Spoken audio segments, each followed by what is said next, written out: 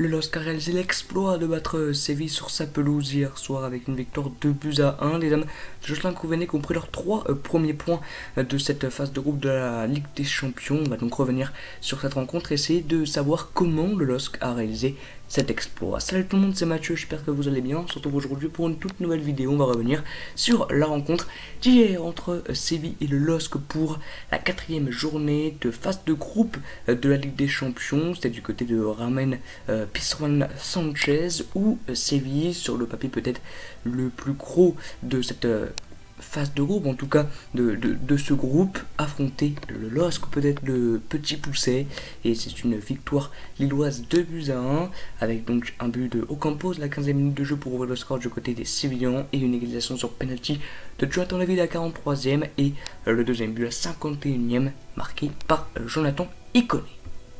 Donc au niveau du classement, après 4 journées, vous le voyez, le groupe G est composé de Lille, Wolfsburg, Séville et Salzbourg. Salzbourg fait vraiment la bonne impression, même si malheureusement ils ont perdu hier face à Wolfsburg. Ils sont premiers avec un très grand Karim Adeyemi qui fait vraiment du très lourd avec Salzbourg. Lille deuxième avec cette première victoire, c'est intéressant pour les Lillois. Certes, voilà, ils ont simplement le même taux de points que Wolfsburg, qu'ils affronteront bientôt bien évidemment. Mais c'est vrai que voilà, ça va être très serré jusqu'à la fin de cette phase de groupe. Et puis sur le papier favori de cette phase de groupe est tout simplement le dernier avec 3 points, seulement 3 matchs nuls. Donc LOSC est vraiment bien placé avec cette première phase aller et le début de la phase retour. Donc la compo qui est partie, c'est celle-ci. Il n'y avait pas Sven Botman, il n'y avait pas également Burak Yilmaz, donc Ivan Garbage dans le but, c'est logique. Çelik Renildo, ça ne change pas sur les côtés. José Font avec Thiago Diallo en défense centrale. Renato Sanchez, Benjamin André au milieu de terrain. Iconé Bamba sur les côtés. Timothy Weah, donc qui a remplacé Burak Yilmaz. Et Jonathan David qui a marqué devant, aux côtés donc de Weah.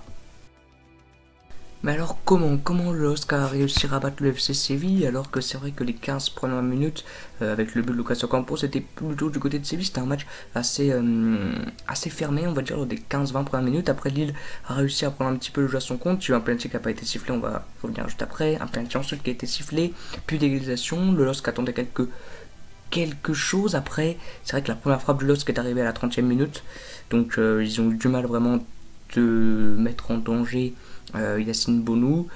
Après, je pense que le LOSC a vraiment voilà, été très costaud aussi défensivement, parce que Séville a quand même poussé bien sûr au 2-1. Donc voilà, le LOSC a vraiment été très bon défensivement, et c'est ça qui leur a permis, avec des contres, avec la vitesse. Timothy Weah, David, Bamba Iconé, c'est assez rapide quand même. Ils auraient même pu mettre plus de buts avec par exemple le gros 1 contre 1 juste avant la mi-temps entre Iconé et Bomou, remporté par le gardien sévillan. Mais c'est vrai qu'il aurait pu même l'emporter plus, et Séville, voilà, pour moi, a pas dominé. Vraiment, le LOSC a vraiment, on va le voir après, mais pour moi, méritait vraiment sa victoire. Donc, est-il mérité cette victoire? J'ai répondu pour moi oui. Voilà, Séville n'a vraiment pas dominé plus que ça, n'a pas plus que ça mis en danger le LOSC, peut-être dans les 20 premières minutes, quelques moments forts, mais sinon c'était pas non plus exceptionnel. Bien sûr en fin de rencontre, parce que ça a poussé bien évidemment du côté de Séville, c'est logique, mais Lille n'a pas été trop en danger quelques fois sur quelques phases de jeu, mais pas trop. Donc pour moi c'est comme une victoire méritée. Je l'ai dit, en plus le LOSC aurait pu inscrire plus de buts. Il y a un penalty qui n'a pas été sifflé, il y a un contre 1 entre Iconé et Bounou. Après certes le LOSC n'a pas eu 10 000 occasions, mais ils ont su être vraiment bons, et en plus le but de Séville était quand même un petit peu chanceux, avec le ballon déjà repoussé par Garbage juste avant. Le tacle de Diallo était repoussé par Renildo, ça a été contré, donc le compte favorable derrière pour Séville. Lucas Ocampos a pu être présent pour mettre le but. Donc pour moi oui, c'est une victoire méritée. Et donc pour finir, on va revenir sur la petite polémique du penalty qui n'a pas été sifflé. Pour moi, il y avait vraiment penalty. Alors il y en a un autre ensuite qui a été sifflé, qui était plus compliqué, mais bon, je pense qu'il y avait aussi penalty, parce que c'est Delaney qui a fait en plus la faute ici, qui met son bras sur, je crois, Iconé, qui allait peut-être recevoir le ballon. En tout cas, il n'a pas à faire ça. Delaney, il n'était pas en danger, donc c'est bien évidemment une faute. C'était dans le squad de réparation, donc penalty et carton jaune.